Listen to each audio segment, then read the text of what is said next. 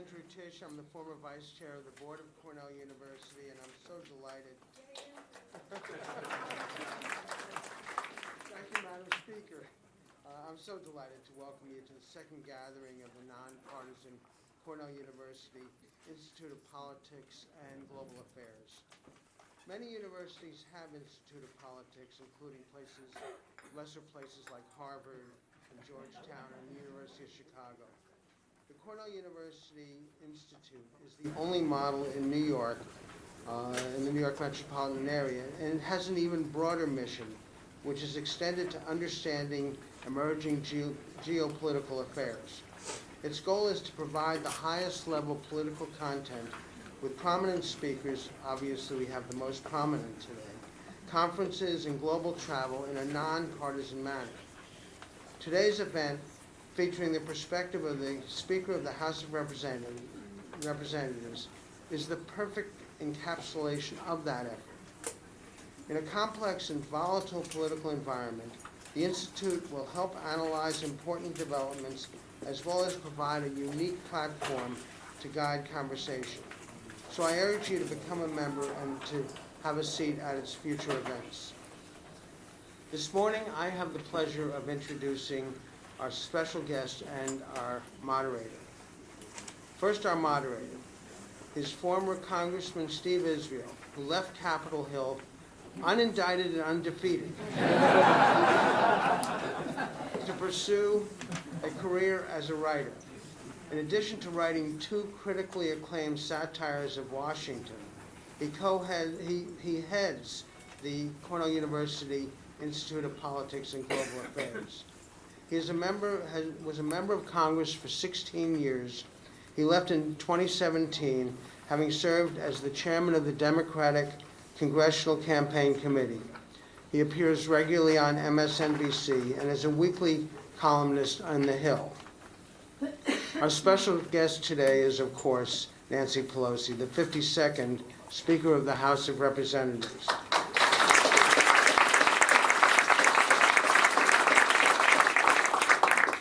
The Speaker made history in 2007 when she was elected the first woman to serve as the Speaker of the House. Now in her 3rd term as Speaker, she has made history again when in January 2019, she regained her position, the first person to do so in more than 60 years. For 31 years, Speaker Pelosi has represented California's 12th district in San Francisco.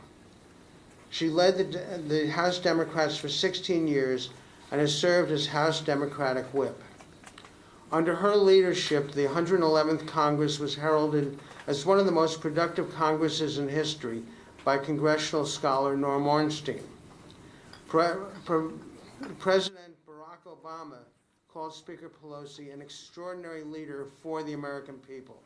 And the Christian Science Monitor wrote, "Make no mistake, Nancy Pelosi is the most powerful woman in American politics and the most powerful House Speaker since Sam Rayburn a half century ago." Speaker Pelosi is a friend of long standing, and she was a contributor to the recent book that Mary Skafidis and I recently wrote about immigration. She is a tenacious advocate, a true patriot, a proud spouse, parent, and grandparent, and a good friend. Many, including me, consider her to be the most powerful woman in the world. Who says you can't have it all? Anyway, let's get the program going. So first, I'd like to introduce Congressman Steve Israel. Thank you. A big hand for Andrew Tisch for everything that he does. He's a remarkable leader in New York and the business community, and particularly at Cornell. I also want to acknowledge a member of the Cornell University Board of Trustees, Mark Steinman, who's here with his wife. And of course, somebody we all know and love, Dick Rabbit, who was with us, who's the chairman of the Board of Trustees, the Institute Board of Trustees. Also want to acknowledge former Congressman George Hockrocker, who's with us. As Congressman, one of the things I learned when I left, I had this, when you go to Congress, you have an orientation. when you leave, you have a disorientation. And they told me, and I know that Congressman Hochberger appreciates this, that although you have left Congress, you get called congressman for the rest of your life. I told him, had I known that 16 years ago when I was elected, I would have left 14 years ago.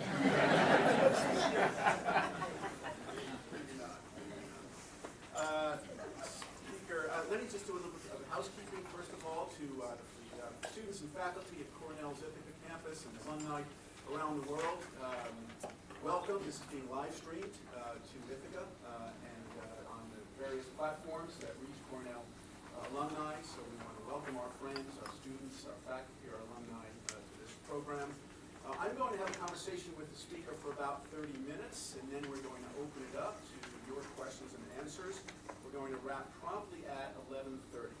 So I just want to get that housekeeping out of the way. And I'm also going to ask, when we wrap, please remain in your seats. Let the speaker leave first. And then when the speaker has left the room, you are free to go about your day. Speaker, again, thank you so much. I served the speaker when I chaired the Democratic Electoral Campaign Committee. She doesn't really enjoy all that much flattery, but I will say that I've never in my life met somebody more talented at politics, but also more pure on issues than Nancy Pelosi. Every political decision that we grappled with at the end of the conversation, her response was, how will our actions affect 1 in 7 children born into poverty on every single issue? So please give her another big hand.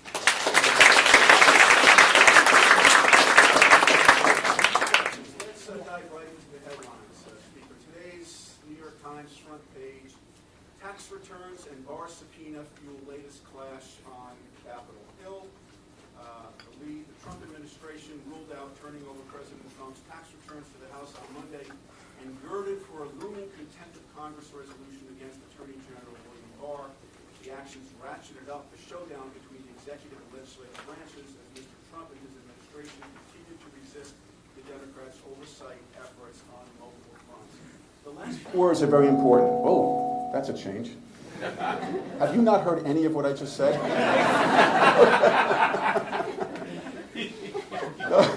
Those last few words are very important. The Democrats' oversight efforts on multiple fronts. Congress does have a constitutional oversight responsibility. It is a co-equal branch of government. How do you conduct oversight in this kind of climate with the Trump administration? Well, that's how you want to start the morning. Well, first let me thank you for the invitation to be here. And Tish, thank you for your kind words. Marty, because of Marty, I spoke at, it wasn't a commencement address, it was a convocation address, right? At Ithaca a number of years ago when I was speaker before. So it's great to be back into the Cornell family. Thank you for your leadership in that regard. And to all of you. I think it's, now that you can hear what we're saying, may I say how important it is that Steve Israel is leading the way here, because he understands the policy, cares deeply about it, and knows so much about it, is politically astute, and that's why he did such a great job with the Democratic Congressional Campaign Committee, and cares about the American people. So again, here we are. Now, do you want me to say all that again, Steve? And the course of the day, the morning, I'll say more about Steve Israel, but I do want to once again say how happy I am to be back in the Cornell family after having delivered an address at a graduation a number of years ago. Thank you, Marty, for that opportunity. When I came in today, the first sight that I saw was Steve Israel's new baby, Jacob, and how wonderful it was. Just congratulations to you and to your family. Grandson. What did I say? You said baby, which could lead some people to... Nobody thought that. And this is why you never win an argument. Beautiful grandson, Jacob. And of course, all of our discussion is about the future. It's about our children and their aspirations. And to your question, we have a responsibility to our founders, to their vision for our country. And their vision was not to have a monarch, but to write a brilliant constitution which was about co-equal branches of government, separation of powers, and a check and balance of one branch on the other. And that is our constitutional responsibility. So when we take our actions in these days, it's about legislating and investigating. We have, again, a constitutional responsibility to the oath of office we take to protect and defend the Constitution. But it's also about legislating at the same time. We want to move forward with health care and building the infrastructure of America and honest government and our for the people agenda. But bringing the two subjects together, it's about honoring the vision of our founders and the aspirations of our children. We have this responsibility to our Constitution and to the future. If we were not to do these investigations, we would be delinquent in our duties. And oversight is a very important part of the congressional responsibilities. Article 1, the legislative branch, the first branch of government. Right, Bernard Schwartz, my friend, we've had this conversation again and again. Thank you for being here this morning. The first branch of government with oversight and spelled out responsibilities in terms of to declare war, to do the appropriations, to be the first branch of government for any revenue or investments in spending bills and the rest, and oversight of the executive and other judicial branch of government. So we have 6 committees who at this present time have subpoenas or plans for subpoenas to get information from the executive branch. It shouldn't have to be this way. This isn't about Democrats or Republicans. It's about patriotism. It's not about politics, it's about patriotism. And the fact that there is a clear indictment of the Russian involvement in our elections to undermine our democracy is something that should be a cause of action for every branch of government. This is the fundamentals of our democracy, is the right to vote and to have elections. So the fact that the executive branch wants to keep from the public the truth about what happened in those elections, we're about getting the truth to the American people, but we're also about making sure that this doesn't happen again. And the FBI has just said within the past week or two that 365 days of the year, the Russians are interfering and trying to interfere into our elections. So we all have that responsibility. And again, the facts, the data, the evidence, the truth is what we want to base our decisions on. And the administration should be willing to share that unless they have something to hide. And that's what we will find out. But we have 6 committees: Jerry Nadler of New York, Elliot Engel of New York, Richie Neal of Massachusetts, Maxine Waters of California, Adam Schiff of California, and Elijah Cummings of Maryland, all extraordinarily talented, patriotic. Not, again, this isn't about Democrats or Republicans. That almost trivializes the challenge that we have before us. But it's about protecting our democracy. So we feel comfortable in the strength. Look, it's. And I say this to my member. It's not about prejudice or partisanship or anything like that. It's about presentation of the facts, and you have to go where the facts lead you. Thank you. You know, you describe, let me just say you referenced Congressman Nadler. For those of you who don't know, Chairman Nadler, Congressman Deutsch, Congresswoman Demings, Congresswoman Dean, and Chairman Hakeem Jeffries were at the first Cornell Institute program the night before Attorney General Barr released his report. Those members of the Judiciary Committee were with us talking about what they anticipated happening. I should also say that because the Institute is bipartisan, and so on May 30th, for those of you who are interested, we have Congressman Tom Cole, who is the ranking Republican on the House Rules Committee, who will be joining us. Reince Priebus will be joining us in the fall to take us inside the White House. variety of opinions, but democracy does best when we process a variety of opinions, and that's what this institute is about. It is about higher and respectful discourse. It is hard to have high and respectful discourse in an environment that is as volatile as the one we have now. It is a challenge. The country just seems so polarized and seems to be cleaving apart. You were the speaker in other volatile times. You were the Speaker of the House with President George W. Bush when we had an economic meltdown, unpopular war in Iraq. You were Speaker of the House for 2 years under President Obama when we had the volatility of the Affordable Care Act, the politics of the volatile politics around the Affordable Care Act, the election of a Tea Party Congress. And now you're the Speaker of the House in this volatile times. So how would you contrast those volatilities? How would you contrast the volatility in the Bush administration, volatility in the Obama administration, and the volatility that you face now as Speaker with Donald Trump in the White House? Well, the main difference between serving as Speaker, I served in the minority and majority, both with President Bush and with President Obama. The main difference is that President Bush and President Obama believed in governance, and governance and science. So if you don't believe in science, data, truth, fact, and you don't believe in governance, then it's very hard to have a negotiation.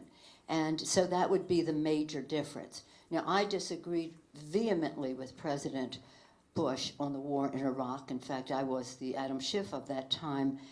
Not as good as Adam Schiff, but I was the top Democrat on intelligence, and I saw that there was the intelligence did not support the threat that it was being contended by the administration, and I said that. The intelligence does not support the threat. They said, are you calling the president a liar? I said, I'm stating a fact. And as you know, it didn't. And in the House, overwhelmingly, the Democrats voted against the war. Senator Graham, who was the top Democrat in the Senate, Graham of Florida, he came to the same conclusion. It just wasn't there. And he voted no on the war, but many of the Democratic senators voted for the war. So we had that difference. But in the House, we made a clear statement. So that was not a barrier, though, to our working with President Bush on other issues. And I think that's an important point to make. We worked together to pass the biggest energy bill in the history of our country, like taking tens of millions of cars off the road by raising the emission standards and doing other things. He wanted nuclear, I wanted renewables. We had a big signing ceremony. Along came Japan, so much for the nuclear, and we got our renewables, and so we'll see what happens with nuclear as we go forward.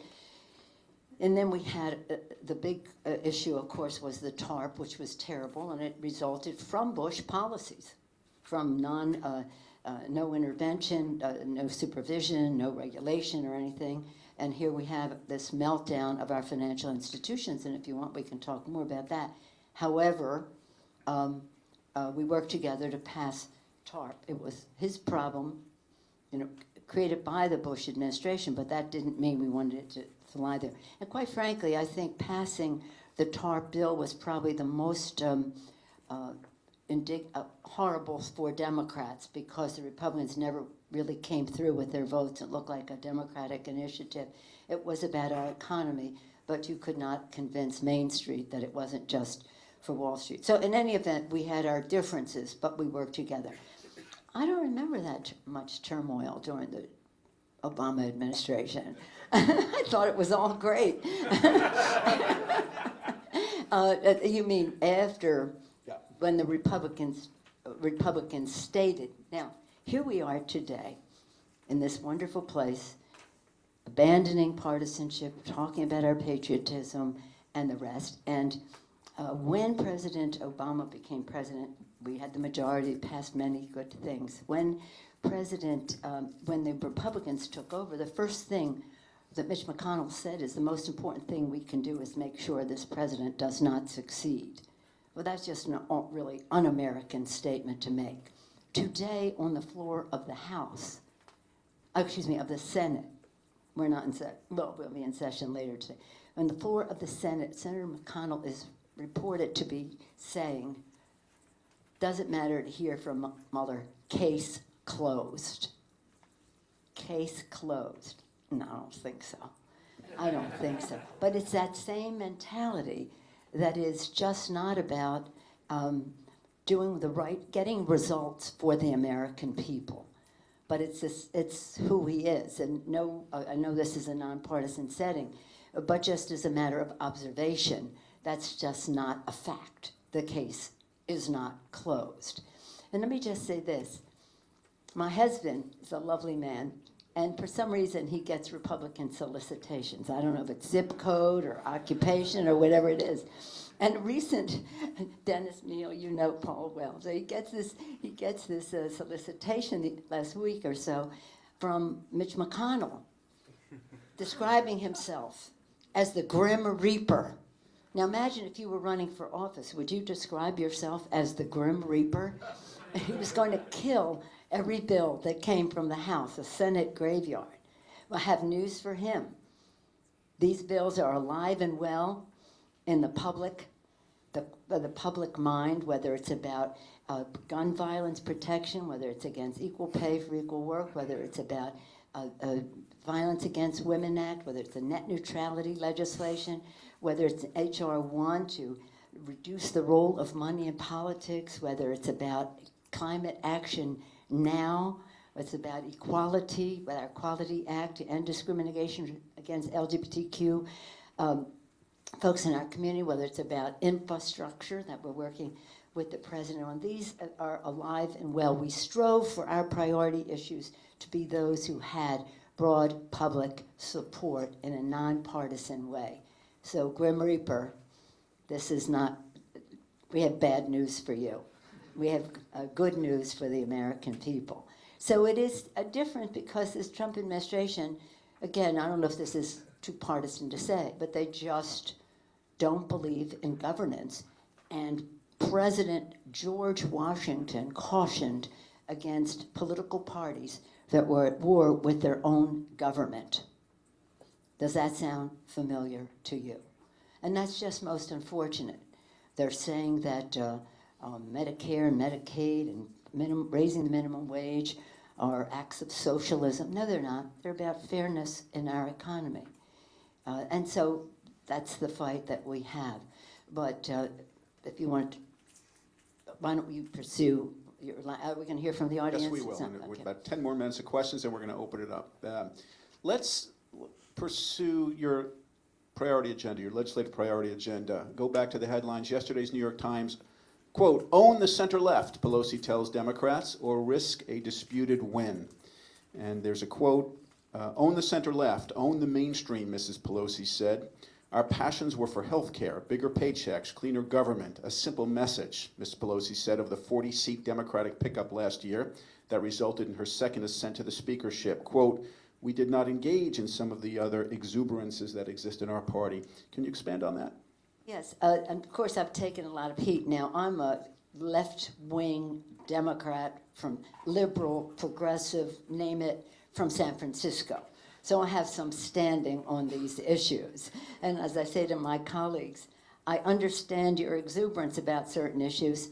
I carried that sign. It's in my basement. I carried it 30 years ago or 40 years ago pushing a stroller. So I understand the enthusiasm for what you are bringing in, and that's your privilege to advocate for.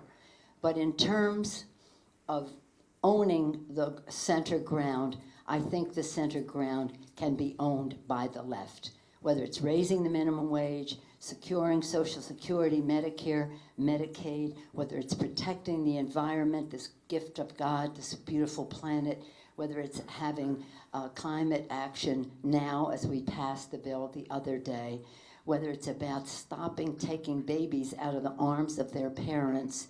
These are, well, we advocate from the left on them, but they are right down the center. So redefine what the center is and don't let them define our agenda as something that is far left. And that's what I think the opportunity is, because the Republicans, I'm trying to be as nonpartisan as possible. The Republicans have abandoned the center. The left can own it. the left can own it.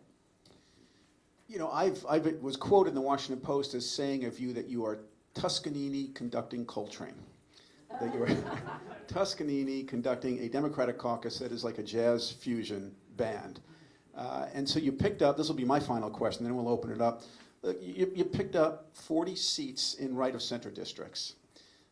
The safe Democratic seats seem to be heading further to the left, but the expansion of your majority came to the right of center. So how do you pull that off? How can you lead such an ideologically diverse caucus? Well, we did in the election of 2018. And by the way, I can compare my district to any left district in the country that anybody wants to talk about. It is San Francisco, California. And so the Republicans, if I may use a political term, the Republicans spent money on 137,000 ads describing me as a San Francisco liberal in the 2018 elections.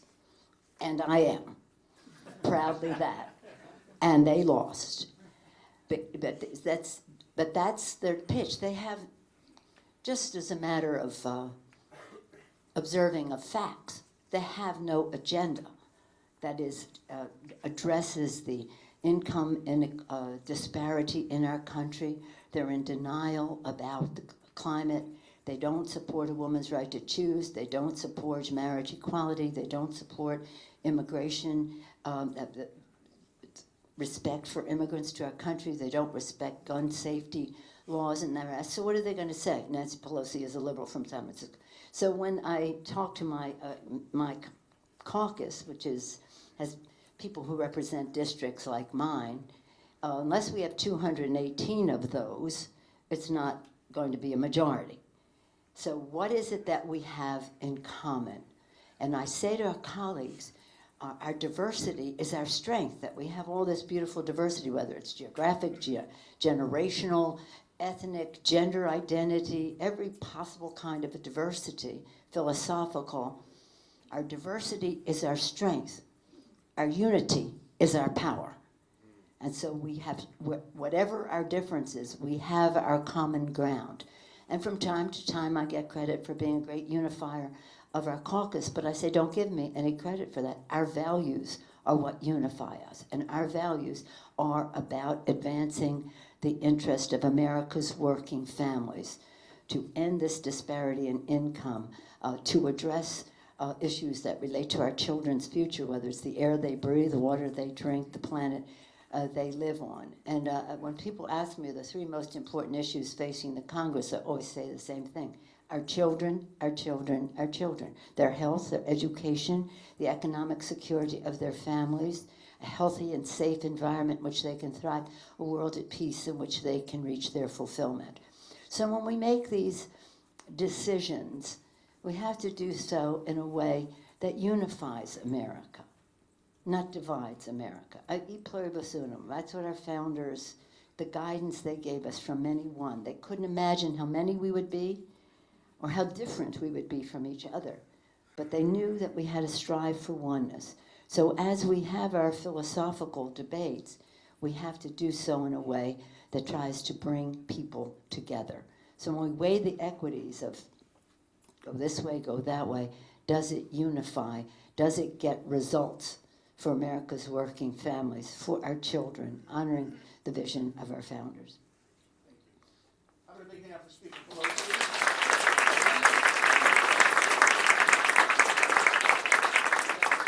Mike, if you have questions, raise your hands and I will acknowledge. Yes. Madam Speaker, I applaud your leadership, your savvy leadership, your focus on the 2020 election. Feel a bud coming on? Sorry, but I do want to focus for a minute, as you say, on the children. You know, I'm pleased to hear you say that we need to focus on the investigations where the facts lead us.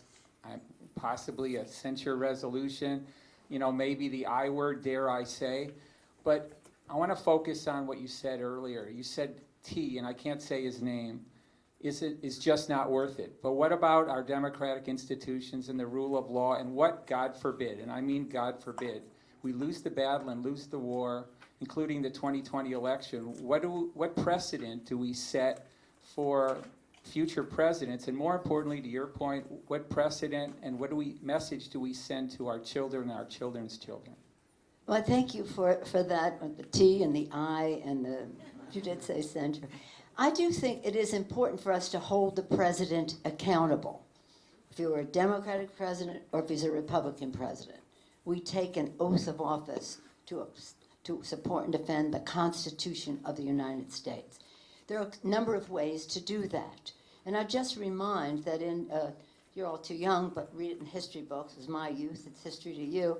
The impeachment of, the non-impeachment of Richard Nixon. That moment of truth came after months and months and months of investigation.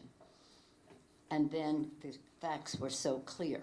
What's different now from then is that the Republicans are just probably never going to vote for impeachment for this president. But we'll see as the facts become clear. But it is, don't tell anybody I told you this. Trump, I use his name, okay. Trump is goading us to impeach him. That's what he's doing. Every single day, he's just like taunting, because he knows that it would be very divisive in the country, but he doesn't really care. Just wants to solidify his base. That might have been too political, so criticize me for that. But that's what it is. So we can't impeach him for political reasons, and we can't not impeach him for political reasons. But we have to see where the facts take us. I was for 7 years on the ethics committee. Oh my gosh, I paid my dues to the Democratic caucus there. That was brutal. But we were trained. It's the facts and the law, and in our case, the rules of the House. No hearsay, personal opinions, or anything else. It's the facts, and in this case, the facts and the law. And that will take us to the place that we need to be.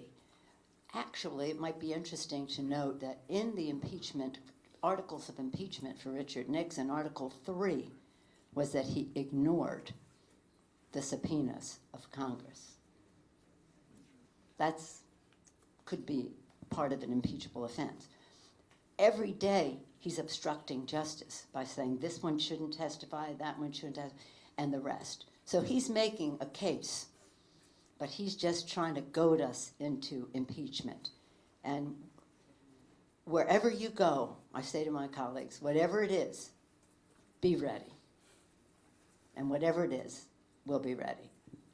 All right, we're going to go to Jeff. And again, we owe that as a precedent for the future as well.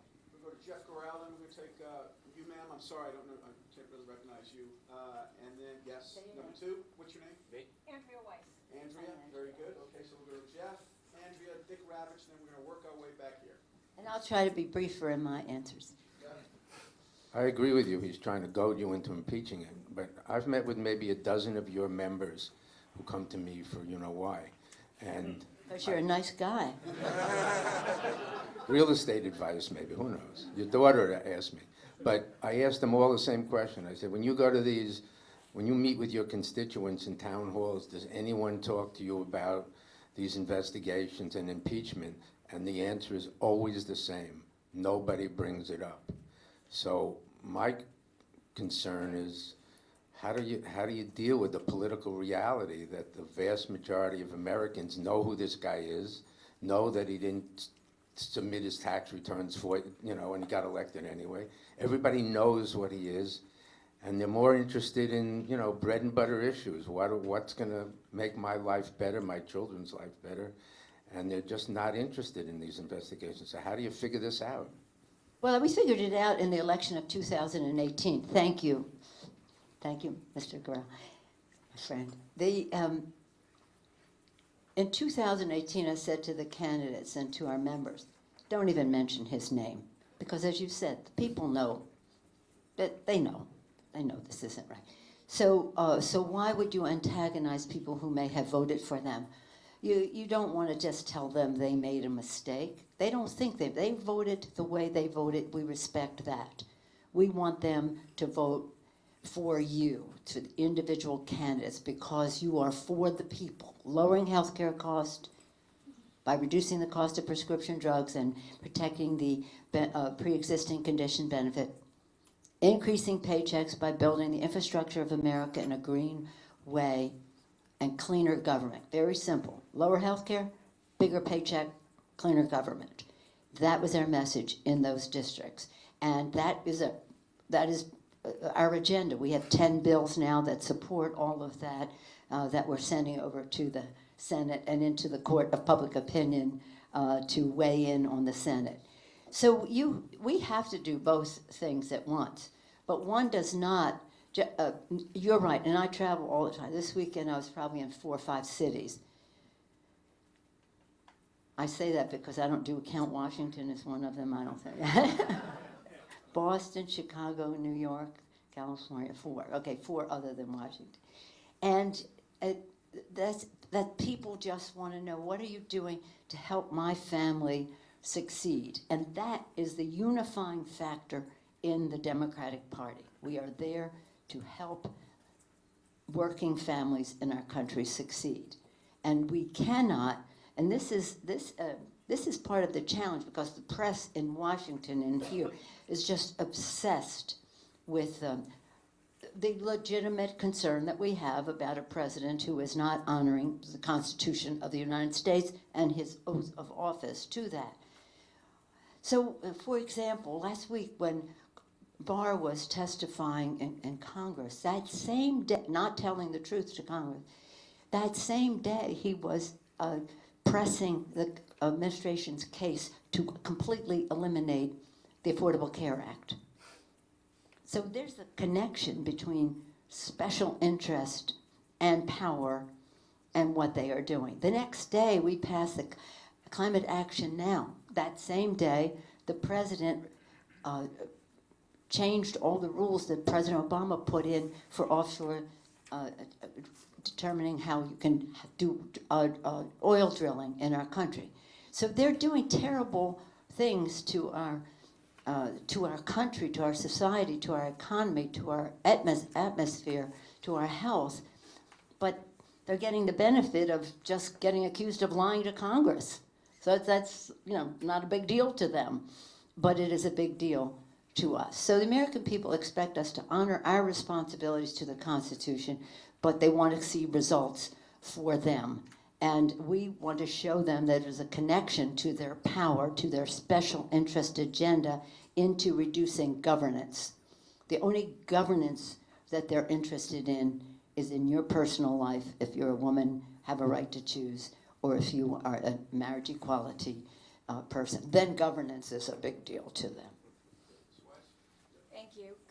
Good morning, Madam Speaker, and thank you for this engaging conversation and your leadership in Washington. Based on the events of the last week or two, it seems that the Congress is going to have to fight for its right to have basic oversight over the executive branch in the courts. And I say that based on Trump's statement that he's going to defy subpoenas, Barr's defiance of a subpoena, Mnuchin's defiance of a mandatory request for tax returns.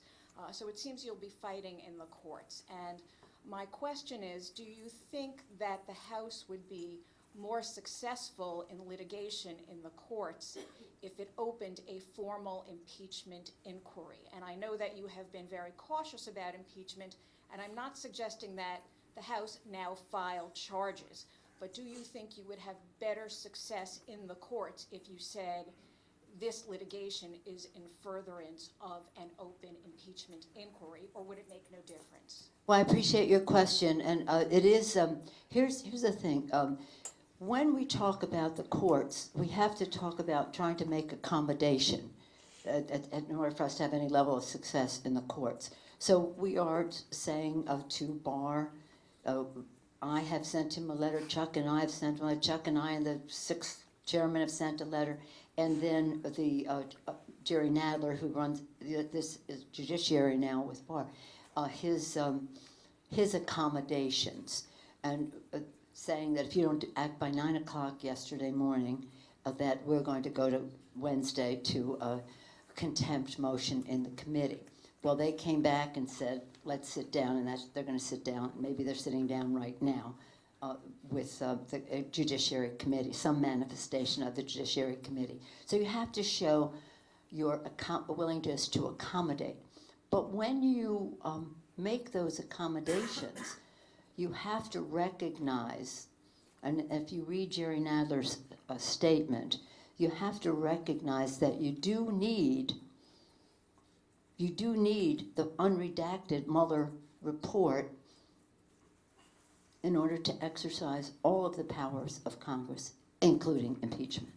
So that does help you in the court to say this is a function that we might have to go to and we need the information.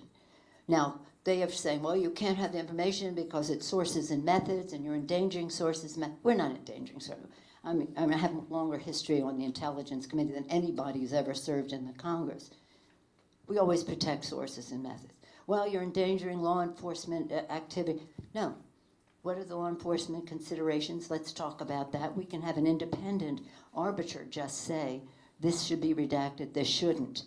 But it shouldn't be an excuse if they're posing it as a reason, because we all want to protect sources, methods, and whatever would endanger litigation. So it is, but you're quite right.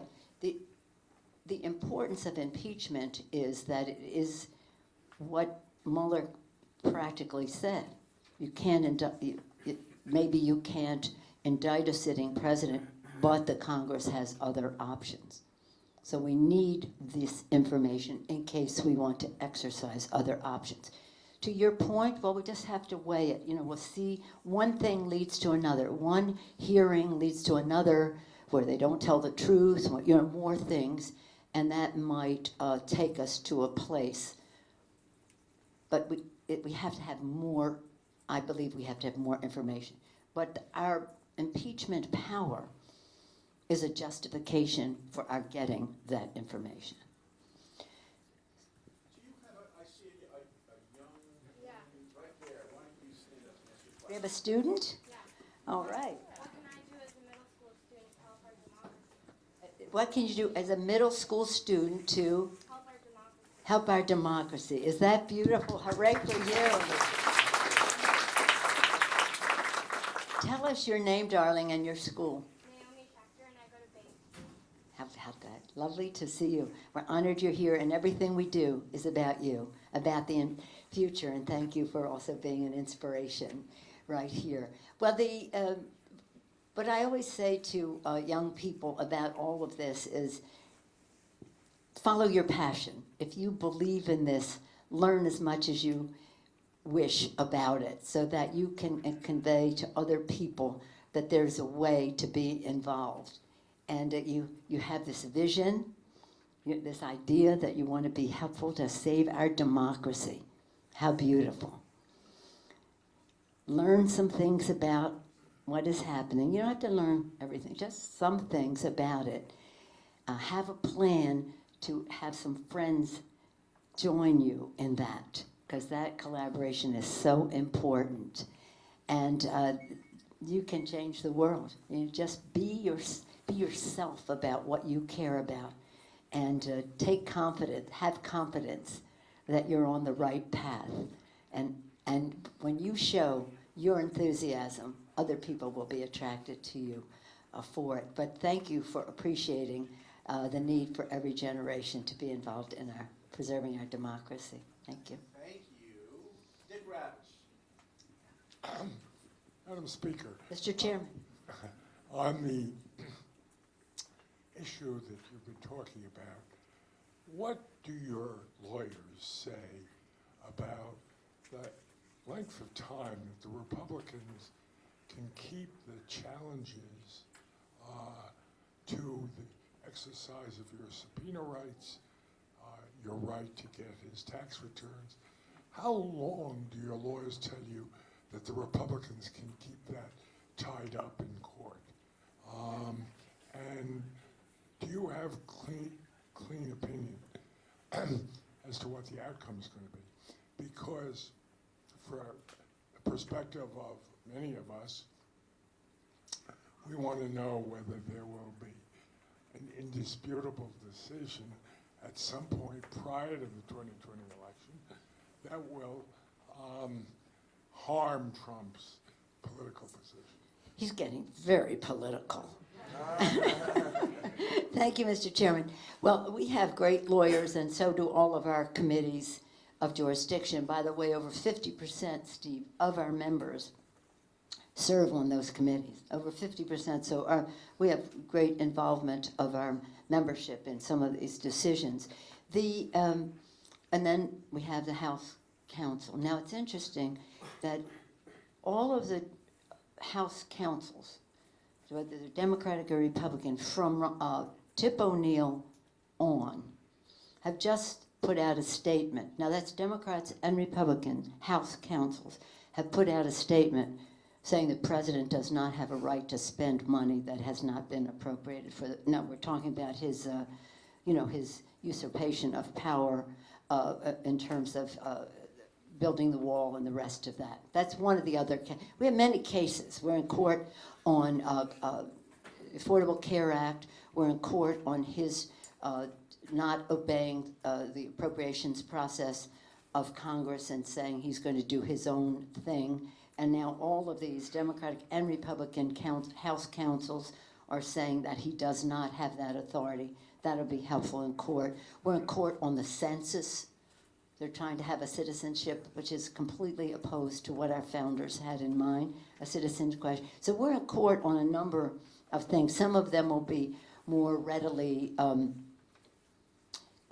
dealt with on the policy issues. Some of them relating to the separation of powers might take longer. But let me say this, it's hard to tell what the courts will do, especially since he's just appointed two justices to the Supreme Court who share some of his views, sad to say. And that's the power of the presidency, so we should think about that in the next election. It's not just this one person for 4 years, it's judges for 40 years. And then some, across they never retire, when they retire, they're still there. So it's tough. But anyway, we have to make sure, this will sound political, but we have to make sure that the Constitution wins the next presidential election. We can't be worrying about, well, how long is this going to take or that. It'll take as long as it does. And we will press the case so that in the court of public opinion, people will know what is right. But we cannot accept a second term for Donald Trump if we are going to be faithful to our democracy and to the Constitution of the United States. And that is just a fact. So we have to operate on many fronts. We have to operate in the Congress, in the courts, and in the court of public opinion, and we must win the next election. This isn't a political arena, so I'm not going to tell you how, but we all know, I think we all know why that would be important. And yeah, our lawyers give us a scan of time that some of this might take, and it can take a long time. Some of it can take a long time, but we have to make the case, as the gentleman suggested, as far as precedence is concerned, but we also have to ensure the outcome by taking the fight to the public. Now let me quote a Republican president, Abraham Lincoln. He said, "Public sentiment is everything. With it you can accomplish almost anything, without it practically nothing." And that is what we keep saying to Mitch McConnell. Public sentiment is what is important and what is going to weigh in on your senators. And if you insist that they vote against the public sentiment, there has to be a price to pay politically. Professor, Cornell professor.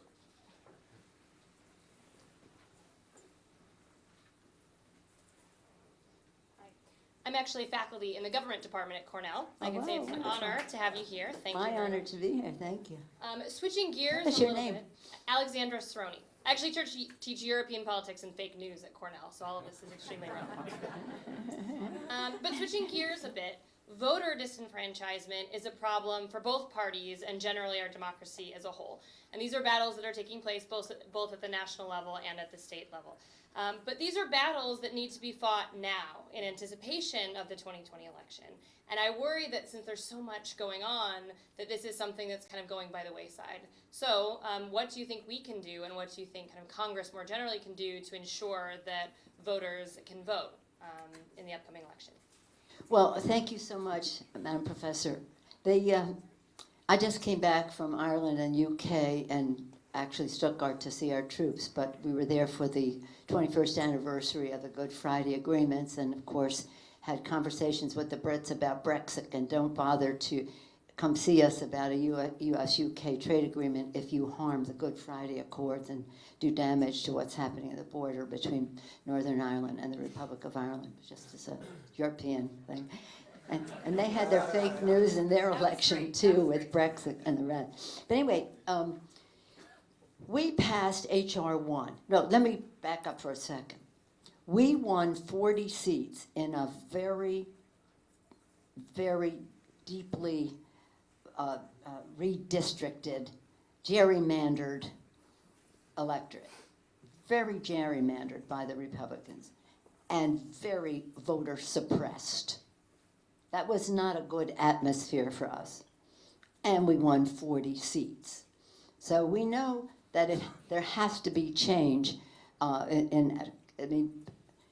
there were some extenuating circumstances and difficult circumstances. One of them occasionally lives in the White House, and that helped in the election. But it was about, as I said, don't talk about him, just talk about what you have to, what is your vision, what do you know, how do you plan to do something, how do you connect with the voter, and that's how we won. So we promised during that campaign H.R. 1. H.R. 1 passed the House, we've sent it to the Senate, House Resolution 1, and it is about ending gerrymandering, voter suppression. It's about passing the Voting Rights Act. It's about empowering small donors to diminish the role of dark special interest money in politics. And it is about addressing the election, leading up to election, the mechanics of an election. Now, the Senate says they're not going to pass it, and it's a lot of stuff in the bill, and maybe they're like this, or maybe they don't like that. So we're going to be breaking out one piece of it to challenge them, and that is to ensure the security of our elections. Zoe Lofgren, who's the chair of another committee involved, not one of the six, but involved in election integrity, Zoe Lofgren of California is the chair of that, and she is going to be introducing that bill this week. Because the assault, whether it's hacking or whether it's playing with people's minds in terms of how they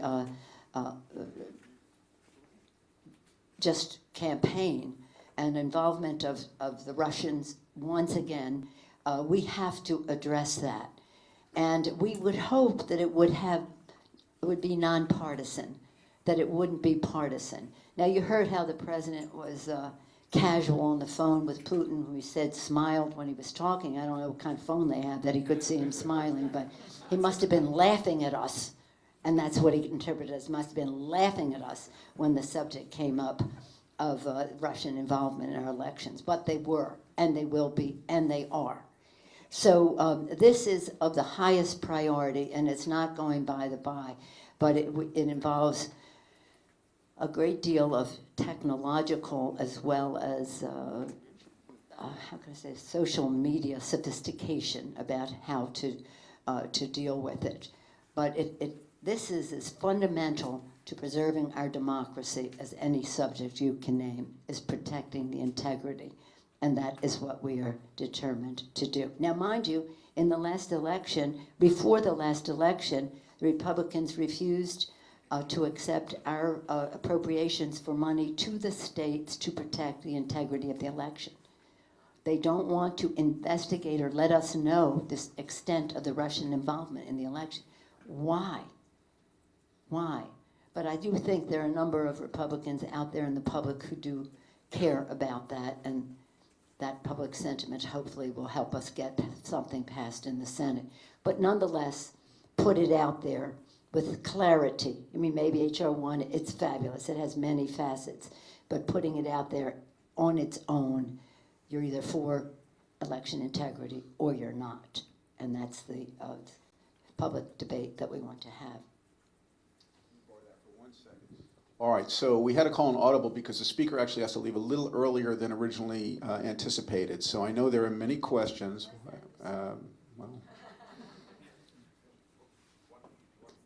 Well, how about we do this? Why don't we just stick with the program? Okay. Also a good option.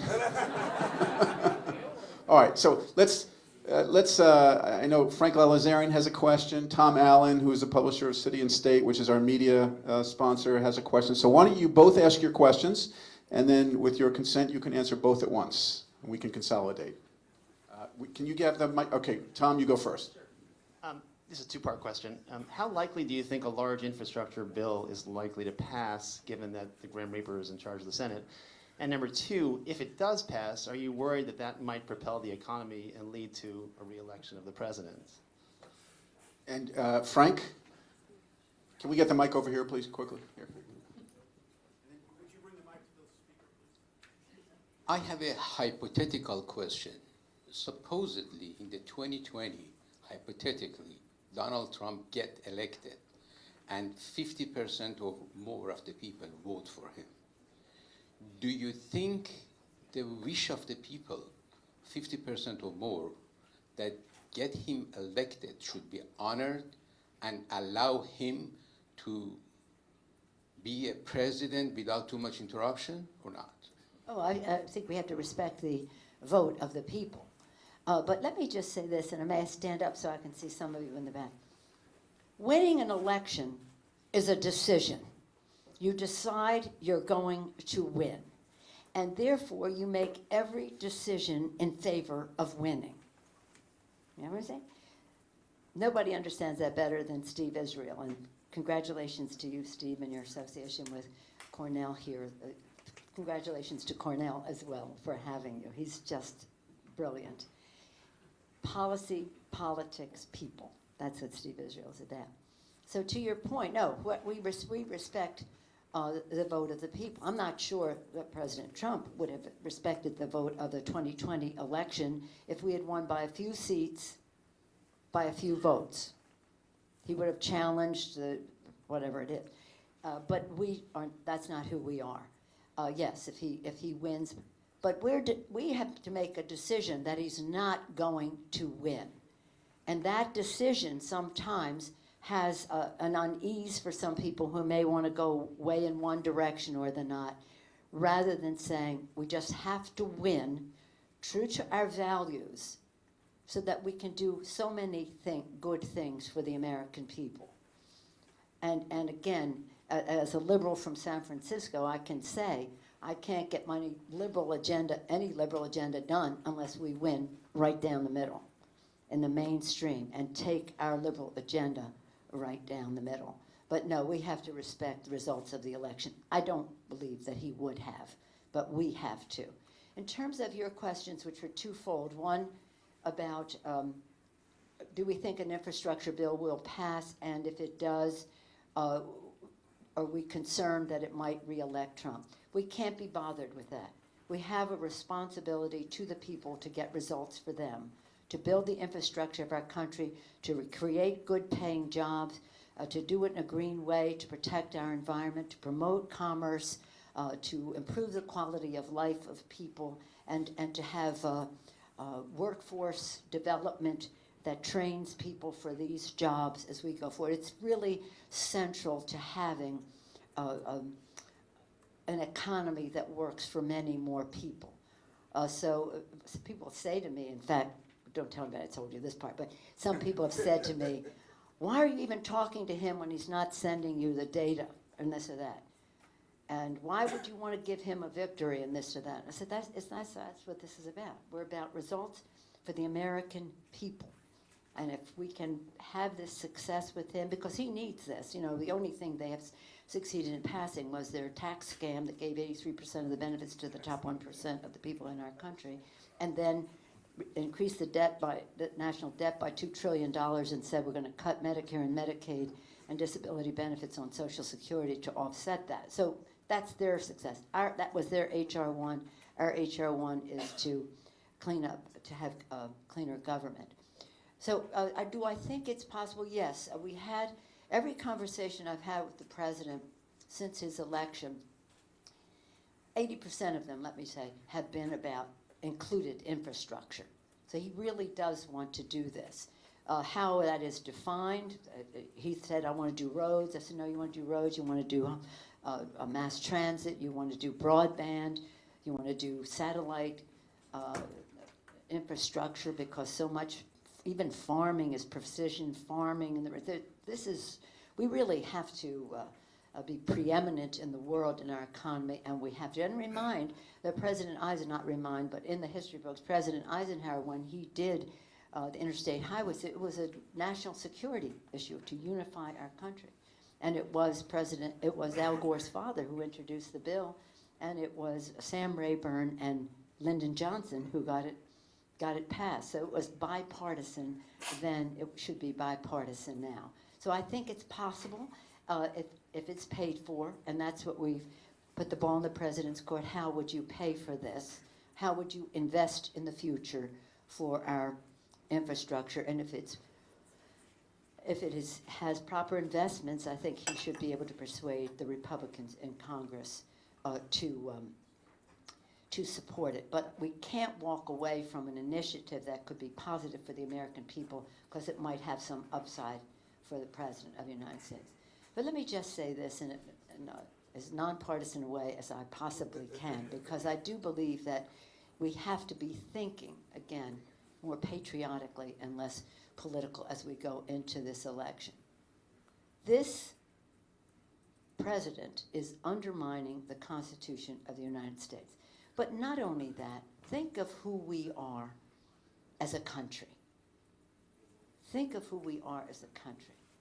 Our Constitution, with our freedoms enshrined there, undermined by this administration. Think of who we are as a people. Where's Andrew? Where'd he go? Andrew Tisch. He wrote the book on immigration, which I was happy to contribute to. A nation of immigrants. A nation of immigrants. In the campaign, I quoted another president, Republican president, Ronald Reagan. Ronald Reagan said, I want you to go look this up, Eric, Google it. Google it. The speech of Ronald Reagan. This is the last speech I will make as President of the United States. Does that get your attention, Ronald Reagan?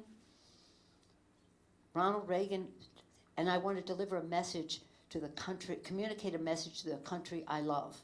He talked about the Statue of Liberty and the beacon of hope that Statue of Liberty is to the world, and what it means to people who've come to the United States and seen that statue as the first manifestation of America. And then he goes on to say, in effect, the vital force of America's preeminence in the world is every new generation of immigrants who come to America. And when America fails to recognize that vital force as part of our preeminence, we will fail to be preeminent in the world. Ronald Reagan. He cannot shut the door, he said. He cannot shut the door to new immigration. It is the source of our youth and our vitality as a country. Ronald Reagan. Ronald Reagan, President Ronald Reagan, President George Herbert Walker Bush, President Bill Clinton, President George W. Bush, President Barack Obama, all subscribe to the fact that the constant reinvigoration of America was new people coming with their hopes, dreams, and optimism and determination to make the future better for their families, their courage. Those are American traits. Those immigrants make America more American.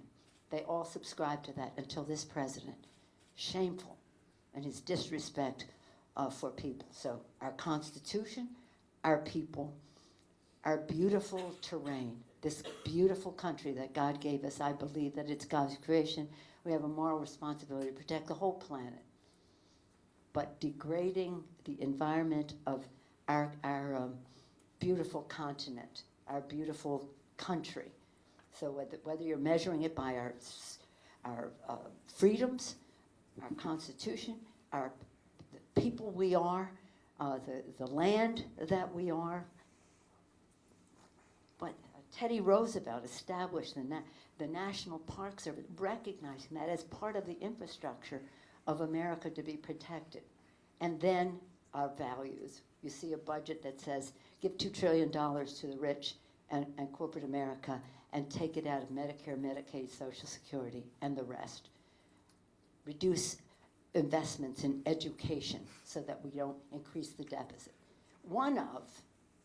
With stiff competition, one of the dumbest proposals that they have put forth, because nothing brings more money to the Treasury than investing in education, early childhood, K through 12, higher ed, post-grad, lifetime learning for our workers. So there's a great deal at stake in the election. And many of the things that I talked about are bipartisan, are nonpartisan. The Republicans have been in the lead on environmental issues from the start of it, not lately, but from the start.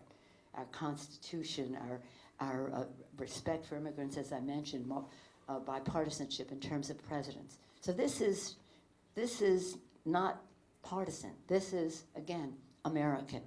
And I do think that when we go out there to make when our candidates are there, which I intend for us to win the election this year by having our candidates be so strong that they won't attract formidable candidates, and that anybody who wants to run gets the message. You're going to be serving in the minority, my Republican friends, if you decide to run. And we'll make that decision to win the House, to win the Senate, and to win the White House. But sometimes it can be, this is going to ruin your morning, really cold-blooded. You just have to make the decisions to win.